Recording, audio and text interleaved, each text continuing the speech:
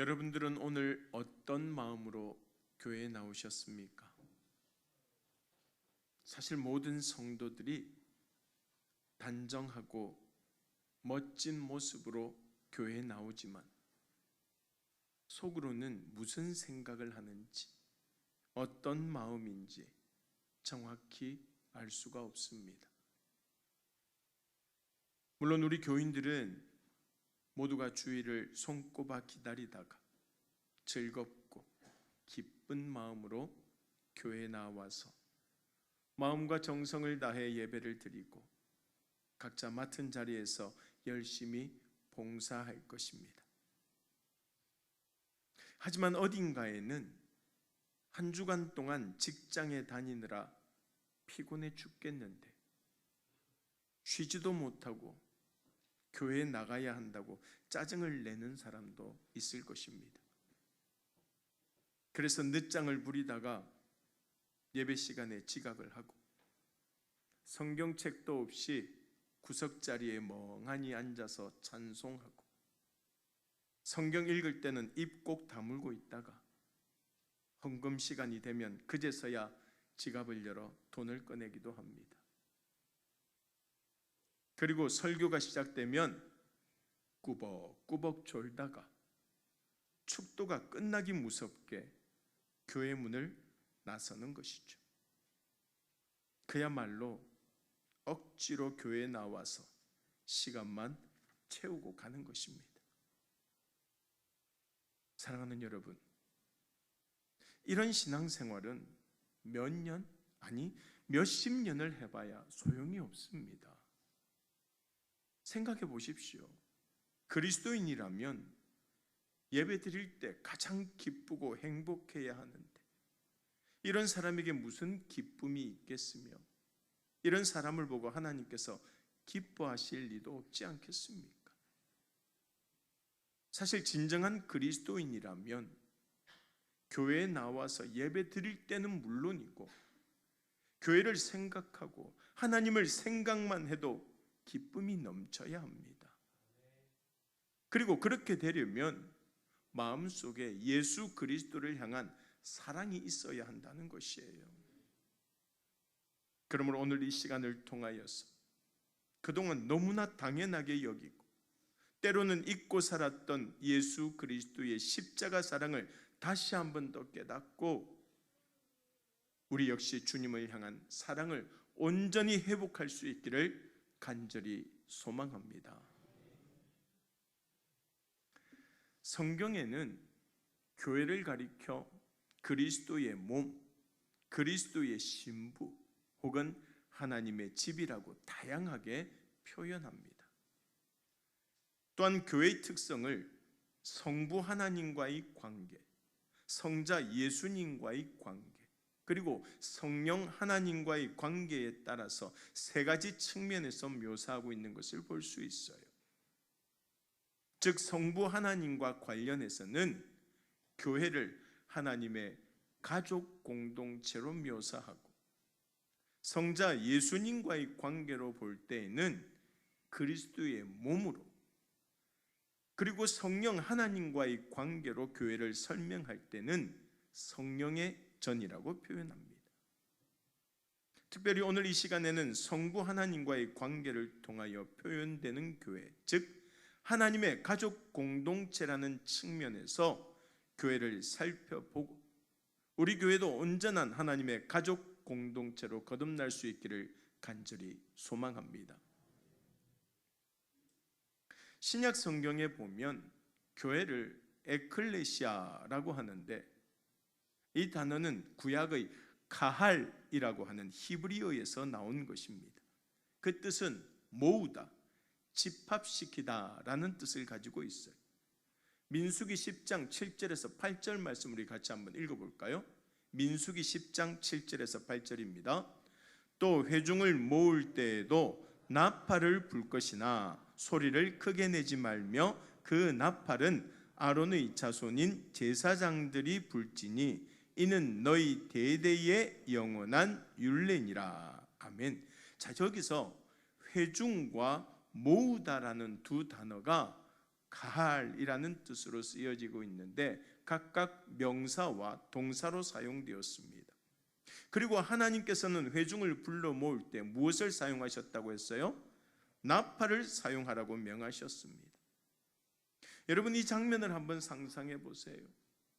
하나님께서 자기 백성들을 불러 모으라고 명하시고 제사장들이 그 명령을 받들어서 나팔을 부 하고 붑니다. 양각 나팔 소리가 그렇잖아요. 그리고 그 나팔 소리를 듣고 흩어져 있던 하나님의 백성들이 모여드는 모습, 바로 이 모습이 가할이라는 단어에 속해져 있는 모습이라는 거예요. 말하자면 교회란 딱딱한 건물이나 정적인 조직체가 아니라 하나님께서 부르실 때 그 부르심에 순종하여 모여드는 사람들의 공동체, 그 자체를 가리키는 것이에요. 즉 교회란 세상으로부터 부름받은 사람들의 모임이라는 말입니다.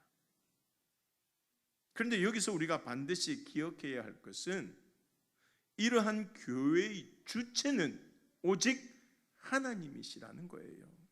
교회의 주체가 누구라고요? 하나님. 하나님께서 흩어져 있던 자기 백성들을 불러 모으시고 그렇게 모인 교회 공동체의 구성원들을 자녀 삼아 주시며 친히 아버지가 되어 주셨다는 것입니다. 다시 말해서 교회는 하나님을 아버지로 모신 가족 공동체라는 것이에요. 이런 의미에서 오늘 본문이 주고자 하는 말씀이 어떤 것이냐, 우리 본문 말씀 다시 한번 읽어볼까요? 에베소서 2장 19절 말씀입니다. 그러므로 이제부터 너희도 외인도 아니요 나그네도 아니요 오직 성도들과 동일한 시민이요 하나님의 권속이라. 하나님의 식구라는 겁니다. 그런데 교회가 정말로 하나님을 아버지로 모신 가족 공동체가 되려면 반드시 지켜야 할 세 가지 원칙이 있습니다. 첫 번째로 하나님만을 바라보고 의지해야 한다는 것이에요. 하나님만을 바라보고 하나님만을 의지해야 한다는 것. 몇 년 전에 초등학교 2학년 아이가 쓴 아빠는 왜라고 하는 시가 있습니다. 이 시가 화제가 된 적이 있는데 짧으니까 제가 한번 읽어보겠습니다. 엄마가 있어 좋다. 나를 예뻐해 주어서. 냉장고가 있어 좋다. 나에게 먹을 것을 주어서. 강아지가 있어 좋다. 나랑 놀아 주어서. 아빠는 왜 있는지 모르겠다. 끝입니다. 아직 세상 물정도 잘 모르는 어린아이가 쓴 시인데도 아버지의 자리가 한없이 작아지고 자꾸 뒤로 밀려가는 현실이 그대로 드러나는 것 같아서 마음이 씁쓸합니다. 그런데 아버지의 부재라는 관점에서 보면 예수님 당시의 영적인 상황도 비슷했어요. 당시 종교 지도자들이었던 바리새인들과 서기관들에게 종교적인 지식과 열정은 넘쳤지만 아버지 대신 하나님과의 친밀한 관계는 전혀 찾아볼 수 없었기 때문입니다. 사실 구약에도 하나님은 친근한 아버지로 묘사하고 있어요. 성경 한 구절 볼까요? 이사야서 63장 16절 말씀입니다. 같이 읽습니다. 주는 우리 아버지시라. 아브라함은 우리를 모르고 이스라엘은 우리를 인정하지 아니할지라도 여호와여 주는 우리의 아버지시라. 옛날부터 주의 이름을 우리의 구속자라 하셨거늘. 하나님은 우리의 뭐라고요? 아버지 되신다라는 것입니다. 이사야서 64장 8절 말씀도 이어서 한번 읽어보겠습니다. 그러나 여호와여 이제 주는 우리 아버지시니이다. 우리는 진흙이요 주는 토기장이시니 우리는 다 주의 손으로 지으신 것이니이다. 할렐루야. 하나님은 우리의 뭐라고요? 아버지 되시는 분이라고요. 결국 시대를 막론하고 성도의 신앙생활이란 하나님을 아버지로 모시고 그분과 친밀한 관계를 유지하는 것이라는 말이에요. 하지만 예수님 당시의 종교 지도자들은 어느 시대 어느 누구보다 열심히 종교 생활을 하면서도 정작 하나님과는 상관없이 살아가는 안타까운 상황이 벌어지고 있었던 것이에요. 그래서 예수님께서 제자들에게 기도를 가르쳐 주시면서 가장 먼저 뭐라고 이야기하셨어요? 하늘에 계신 우리 아버지여, 이름이 거룩히 여김을 받으시오며 라고 기도하라고 말씀하셨던 것입니다. 즉 하나님께 무엇을 구하기 전에 하나님께서 내 아버지가 되심을 먼저 고백하고 선포하는 것이 가장 중요하다는 것이에요.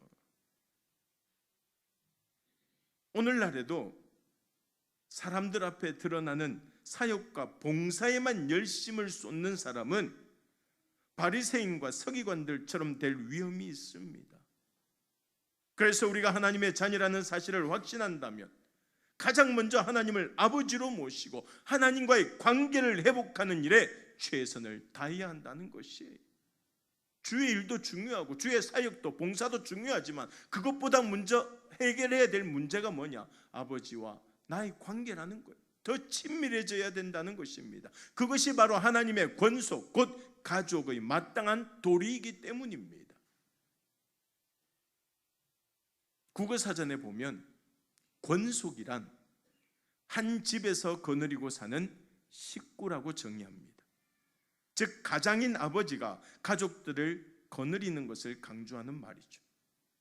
다시 말해서 권속이란 자기 자신에게 초점을 두는 것이 아니라 자신이 그 가정의 아버지에게 속한 사람이라는 사실에 초점을 두는 말이에요. 따라서 우리를 하나님의 권속이라고 부른다는 것은 하나님께서 우리 아버지가 되어주시고 우리 공동체의 가장이 되어주신다는 사실을 나타내는 것입니다. 하지만 오늘날 교회의 현실은 전혀 그렇지가 못합니다. 앞에서 소개한 시의 표현을 빌리자면 이렇습니다. 담임 목사가 있어 좋다, 나를 예뻐해 주어서. 장로가 있어 좋다, 나에게 먹을 것을 주어서. 구역장이 있어 좋다, 나랑 놀아주어서. 그런데 하나님은 왜 있는지 모르겠다. 설교는 교회에 있는 목사가 하고 기도는 장로가 하고 찬양은 찬양대가 하면 아무 문제 없이 예배를 드릴 수 있는데 하나님은 무엇을 하는지, 하나님이 꼭 계셔야 하는지 모르겠다는 것입니다. 너무 극단적인 표현이기는 하지만 교회는 그저 사람들의 모임이 되어버렸고 예배는 사람들의 잔치로 변질되어 버렸다는 것입니다. 사랑하는 여러분, 사실 이 시를 쓴 초등학생은 어리다 보니까 자기 눈에 보이는 대로 생각할 수밖에 없었습니다. 엄마는 늘 자기를 사랑하고 보살펴주고 냉장고를 열면 항상 먹을 것이 있고 강아지는 언제나 자기랑 놀아주니까 참 좋은데 아빠는 항상 집에 없습니다. 자기가 일어나기도 전에 일터로 나가서 가족들을 위해 열심히 일하는데도 눈에 보이지 않으니까 필요 없는 사람이 되어버린 것이에요. 가장으로서 참 안타깝고 섭섭한 마음이 들 것입니다. 그런데 행여 하나님 아버지께서도 우리를 보시며 이런 섭섭함을 느끼시지 않으실까요?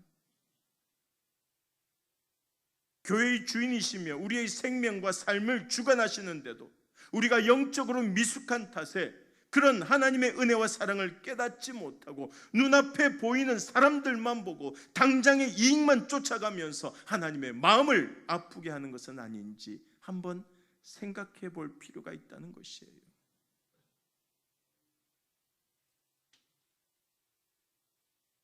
요즘 신방을 마치고 구역 식구들과 식사를 하고 커피를 마시러 가면 그 넓고 복잡한 카페에서 남자는 저와 우리 부목사님들 뿐일 때가 많습니다.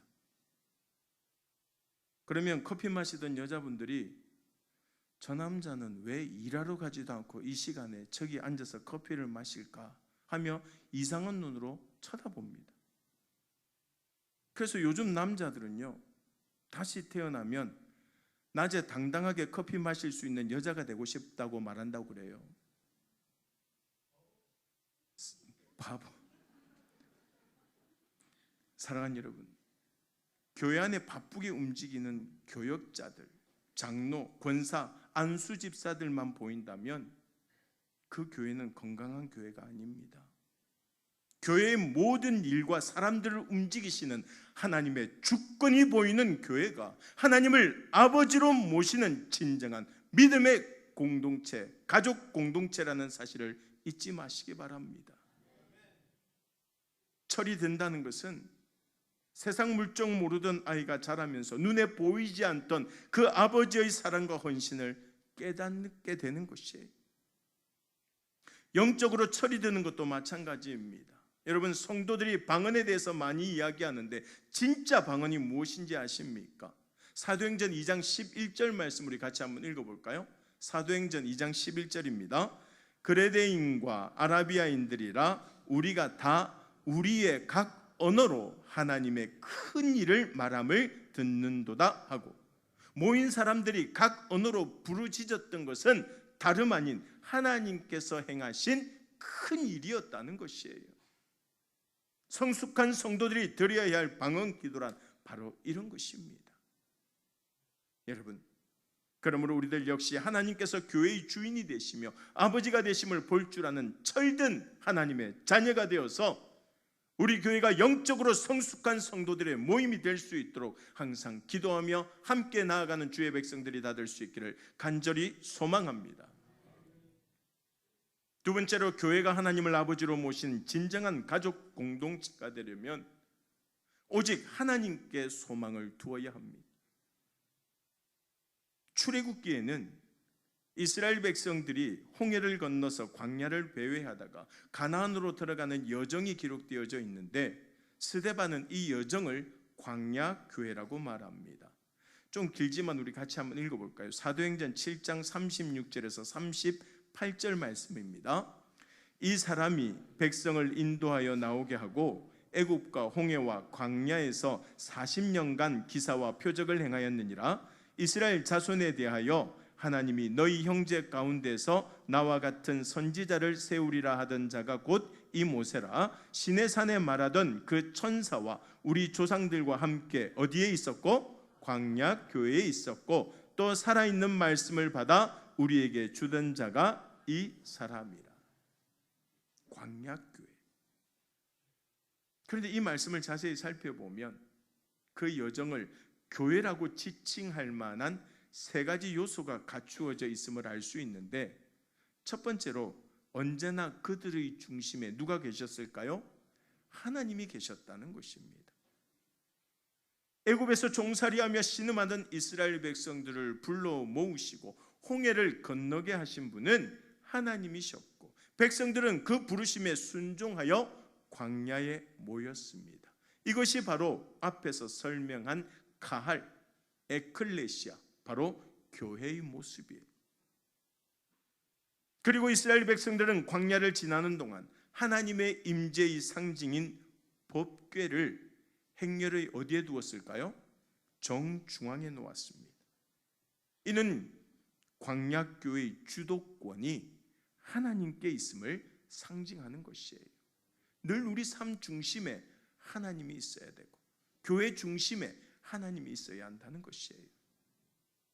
두 번째로, 여정을 마치기까지 하나님께서 필요하신 것을 공급해 주셨습니다. 이스라엘 백성이 결핍투성인 광야길을 가는 동안 하나님께서 그들에게 필요한 모든 것을 공급해 주셨어요. 하나님께서는 백성들이 뜨거운 태양 아래에서 목이 타들어갈 때 생수를 터뜨려 마시게 하셨고, 구름 기둥으로 그늘을 만들어 주셨습니다. 해가 지고 추위에 떨고 있을 때는 불기둥으로 인도해 주셨고, 줄일 때는 만나와 메추라기를 먹여 주셨습니다. 이처럼 하나님께서 함께 하시며 필요한 것을 공급해 주시고 갈 길을 인도해 주시는 곳이 바로 교회라는 것이에요. 말씀 듣기 전에 우리가 함께 불렀던 찬양의 가사처럼 하나님은 우리를 지키시고 그늘이 되어 주시기에 낮의 해와 밤의 달도 우리를 해치지 못하는 줄 믿습니다. 솔직히 우리는 이 찬양을 아무 감동 없이 그냥 덤덤하게 부르지만 실제로 광야길을 걸으며 하나님의 공급하심을 경험한 이 이스라엘 백성들이라면 이 찬양에 감격이 있지 않겠습니까? 이 찬양을 부르며 감사의 눈물을 흘리고 찬양하지 않겠습니까? 사랑하는 여러분, 우리 역시 오직 하나님의 은혜로 지금 여기까지 왔으며 때를 따라 필요한 것을 공급해 주시는 하나님의 은혜를 통하여서 우리 교회가 오늘에 이르게 된 줄로 믿습니다. 날마다 그 주신 은혜에 감사하며 주님을 찬양하고 나아가는 하나님의 백성들이 다 될 수 있기를 간절히 소망합니다. 세 번째로 광야의 여정이 교회가 될 수 있었던 것은 가나안이라고 하는 목적지가 있었기 때문이에요. 광야는 이스라엘 백성들이 정착할 곳이 아니라 지나는 곳에 불과했습니다. 여러분, 지상의 교회도 마찬가지예요. 좋은 교회란 부족한 것이나 문제없는 교회가 아니라 온 성도들이 하나가 되어서 하늘 가나안을 향해 달려가는 교회를 말하는 것이에요. 따라서 우리 교회 역시 지금은 부족하고 거친 광야길을 걸어가고 있는다 할지라도 주님 손 꼭 붙들고 끝까지 걸어가면 하나님께서 그 길 끝에서 우리를 반가이 맞아주시고 약속의 땅으로 인도해 주실 줄로 믿습니다. 그런 축복과 은혜가 넘치기를 간절히 소망합니다. 마지막으로 교회가 하나님을 아버지로 모시는 가족 공동체가 되려면 하나님을 찬양하는 기쁨을 알고 누려야 돼요. 에베소서 1장 3절에서 6절 말씀 우리 같이 한번 읽어볼까요? 에베소서 1장 3절에서 6절까지 말씀입니다.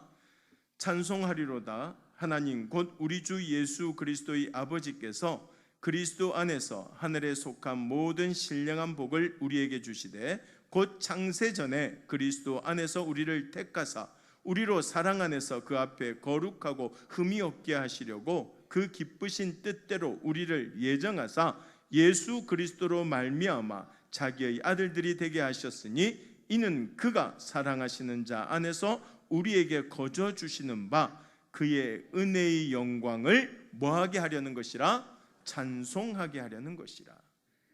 여러분, 하나님께서 교회를 세우신 목적이 바로 이것입니다. 찬송케 하기 위해서. 여기에 나오는 찬송은 할렐루야의 어원이기도 한데 할랄의 이 어근을 가지고 있죠. 할랄과 같은 의미인데 할랄은 무슨 뜻이냐? 자랑하다라는 뜻을 가지고 있어요. 자랑하다. 즉 과거에 내게 행하신 하나님의 은혜와 장차 내게 행하실 하나님의 은혜를 자랑한다는 것이에요. 사실 광야교회에서도 불평하고 원망하는 소리가 끊이지 않았지만 하나님께 감사하고 찬양하는 소리 또한 멈추지 않았습니다.